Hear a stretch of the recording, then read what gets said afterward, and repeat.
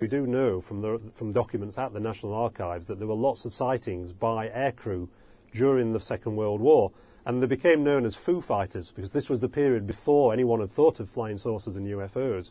And during the war, lots of Lancaster bomber crews, for instance, came back and reported having been followed by what they described as balls of fire that apparently manoeuvred and followed their aircraft. Didn't actually create any hostile incidents, but very, very frightened and very, very puzzled by what these things were. The Air Ministry suspected that perhaps these were German secret weapons, because we knew that the Germans were building the V1, the V2 rocket. They were also testing the Me-262 jet fighter, the first jet fighter in active service. So they really suspected that perhaps these were German secret weapons.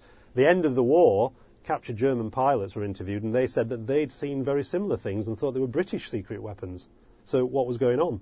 And also, it's not surprising that if something like this had been reported to the War Cabinet and been discussed by Churchill, it may well have been kept secret. Because, for example, when the first V2 rocket landed in London, created a huge crater, killed lots of people, the War Office press release that went out was that it was a gas explosion because they didn't want to panic people at the time.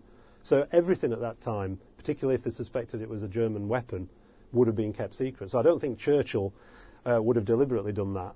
You know, and I don't think it would have been kept secret for 50 years, but it's quite possible that there is a grain of truth in this story.